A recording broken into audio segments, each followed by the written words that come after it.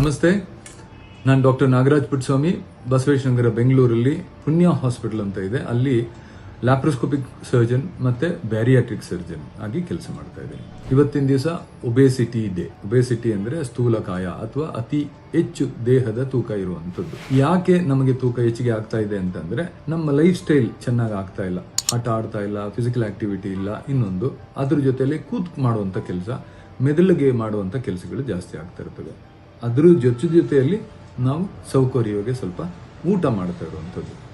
So ನಮ್ಮ ತೂಕ ಕಡಿಮೆ ಮಾಡಬೇಕು ಅಥವಾ ನಮ್ಮ ಬಾಡಿ ಶೇಪ್ ಬೆಟರ್ ಮಾಡಬೇಕು ಅಂತಂದ್ರೆ ಒಂದೇ ಉಪಾಯ ಏನು ಅಂತಂದ್ರೆ ಊಟ ಸ್ವಲ್ಪ ಮಿತವಾಗಿ ಮಾಡಬೇಕಾಗಿರೋದು ಮತ್ತೆ ವ್ಯಾಯಾಮ ಜೊತೆಗೆ ಮಾಡಬೇಕಾಗಿರೋದು. ಅಕಸ್ಮಾತ್ ಇದೆಲ್ಲರೂ ಮಾಡ್ತಾ ಇದ್ದೀನಿ ಆದರೂ ನನ್ನ ವೆಯ್ಟ್ ಕಡಿಮೆ ಆಗ್ತಾ ಇಲ್ಲ ಅಂದ್ರೆ ಏನೋ ಒಂದು ಸಣ್ಣ ಪುಟ್ಟ ಮೆಡಿಕಲ್ ಕಂಡೀಷನ್ಸ್ ಇರಬಹುದು. ಅದಕ್ಕೆ ನೀವು ಮೆಡಿಕಲ್ ಸಪೋರ್ಟ್ ಬೇಕು ಅನ್ನೋಂಥದ್ದು. ಅತಿ ತೂಕ ಆದರೆ ಏನು ವ್ಯತ್ಯಾಸ ಆಗುತ್ತೆ ಅಂತಂದ್ರೆ ಸಕ್ಕರೆ ಕಾಯಿಲೆ ಬರುವಂಥದ್ದು, BP ಬರುವಂಥದ್ದು, ಮತ್ತೆ ಕೊಲೆಸ್ಟ್ರಾಲ್ ವ್ಯತ್ಯಾಸ ಆಗುವಂಥದ್ದು, ಉಸಿರಾಟಕ್ಕೆ ಸಮಸ್ಯೆಗಳಾಗುವಂಥದ್ದು, ಮಂಡಿ ನೋವು ಬರುವಂಥದ್ದು, ಈ ಥರದ್ದೆಲ್ಲ ಎಷ್ಟೊಂದು ಮಲ್ಟಿಪಲ್ ಮೆಡಿಕಲ್ ಪ್ರಾಬ್ಲಮ್ಸ್ ನಮ್ಮ ದೇಹಕ್ಕೆ ಬರಬಹುದು ಅತಿ ತೂಕ ಇರೋದರಿಂದ.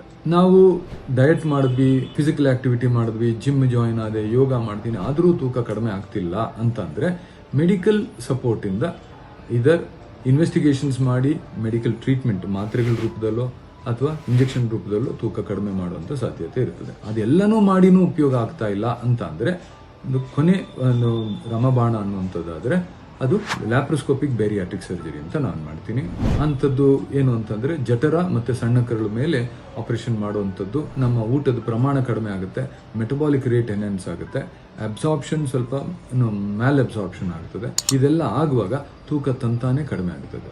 ತೂಕ ಮಿತವಾಗಿರೋದ್ರಿಂದ ನಮ್ಮ ಆಯುಷ್ ಹೆಚ್ಚಾಗತ್ತೆ, ಆರೋಗ್ಯಕರವಾಗಿರುವಂತ ಜೀವನ ಇರುತ್ತೆ.